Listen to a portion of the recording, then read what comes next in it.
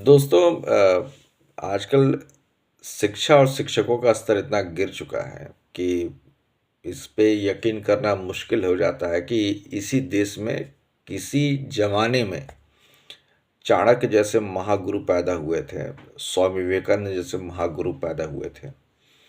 और इसी देश में गुरु शिष्य परंपरा को निभाते हुए ऐसे अनगिनत उदाहरण हैं जिस पे अगर चर्चा की जाए तो शायद समय भी कम पड़ जाए।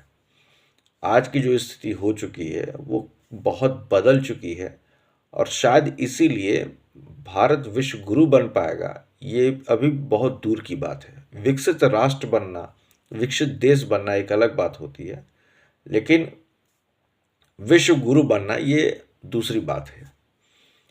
गुरु का मतलब ही होता है जो अंधकार से उजाले की तरफ आपको लेके जाता है, गुरु वही होता है। और अभी तो हमारे देश में ये स्थिति है कि लोग गुरु पूर्णिमा तक नहीं मना पाते हैं ढंग से, क्योंकि उन्हें पता ही नहीं कि गुरु पूर्णिमा क्या होती है। टीचर डे सेलिब्रेशन हर स्कूल में होता है, लेकिन गुरु पूर्णिमा और गुरु पूर्णिमा का उद्देश्य क्या है ये अभी भी बच्चों को नहीं बताया गया है। शायद यही हालात हैं, शायद यही कारण है कि आज भी हमारे देश में शिक्षा का, ज्ञान का वो सम्मान, वो पद नहीं मिल पाया है जो उसे मिलना चाहिए। शिक्षा बस एक कोरम मात्र है जिसके थ्रू बच्चे मार्कशीट, डिग्री प्राप्त करते हैं, गेन करते हैं और फिर अपने अपने करियर में नौकरी की तलाश में आगे निकल जाते हैं। तो अगर हम चाहते हैं कि हमारे देश में ज्ञान का वो स्तर ऊंचा हो तो हमें कहीं ना कहीं गुरु को भी ध्यान में रखना होगा कि गुरु का भी एक अपना पद होता है, एक स्थान होता है। और जब तक आप उसे वो पद, वो स्थान नहीं देते हैं तो यकीन मानिए कि आपके भी जिंदगी में बदलाव आने वाला नहीं है।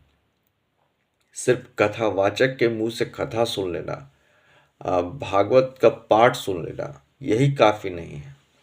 उसके साथ साथ आपको महत्व देना भी जरूरी है। तो ये बहुत ज़रूरी है कि अगर आप अपने ज़िंदगी में बदलाव लाना चाहते हैं, और यकीन मानिए मैं सिर्फ ये आपको मोटिवेट करने के लिए नहीं बोल रहा हूँ, हालांकि ये मेरा चैनल मोटिवेशनल है तो मैं मोटिवेट करता रहता हूँ। अभी हाल ही में मैंने देखा है कि किसी रिपोर्टर ने एक मोटिवेशनल स्पीकर से पूछ लिया कि आप दूसरे को इतना मोटिवेट करते रहते हैं, आप कितना मोटिवेटेड है और आप कितना सफल हैं। तो सफलता का पैमाना कभी भी पैसा नहीं हो सकता है। बाद में उस मोटिवेशनल स्पीकर ने बोला कि मेरी 22 कंपनियां चल रही हैं। तो रिपोर्टर को लगा कि हाँ, ये मोटिवेशनल स्पीकर है और ये सफल है। खैर, सफलता का पैमाना तो कहीं भी पैसे से नहीं तोला जा सकता। सफलता का पैमाना इससे तोला जा सकता है कि अगर आपकी ज़िंदगी में शांति है और अगर आप आत्मसंतुष्ट हो चुके हैं और हैं, तो फिर इससे बड़ी सफलता कुछ नहीं है। अगर आप बहुत पैसा कमाने के बाद भी संतुष्ट नहीं हैं तो फिर आप असफल हैं, क्योंकि ज़िंदगी का अंतिम उद्देश्य जो है वो खुद से चल के खुद तक पहुंचना ही होता है। तो अगर एक इंसान अपने आप को ज़िंदगी में जान ले कि वो क्या है, किस लिए है और किस उद्देश्य से यहाँ आया है, तो फिर वही उसके लिए बहुत है। अब पूरे ब्रह्मांड के रहस्य को जानना तो आज ये बहुत मुश्किल है और दूर की कौड़ी है, क्योंकि ब्रह्मांड को सिवा ब्रह्मा के कोई नहीं समझ पाया है। तो आप और हम ब्रह्मा को तो चैलेंज नहीं कर सकते, उन्हें चुनौती नहीं दे सकते हैं, और ना तो उनके बनाए हुए सृष्टि को हम चैलेंज कर सकते हैं। और रही पैसे कमाने वाली बात, तो इसकी कोई सीमा नहीं है कि कोई करोड़ों में खुश है, कोई अरबों में खुश है और कोई खरबों में भी खुश नहीं है। आप संतुष्ट रहें, आप खुश रहें, और अगर आपकी ज़िंदगी में शांति है तो इससे बड़ी सफलता कुछ नहीं है। और एक ज़िंदगी का ये उद्देश्य होना भी चाहिए।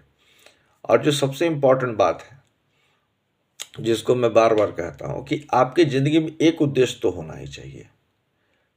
लर्न कीजिए, उसके बाद उस लर्निंग से अर्न कीजिए, और फिर जो आप अर्न करते हैं उसको वापस रिटर्न कीजिए। कहाँ? इस समाज के बीच में। लर्न, अर्न, रिटर्न, और यही आपकी ज़िंदगी का उद्देश्य भी होना चाहिए।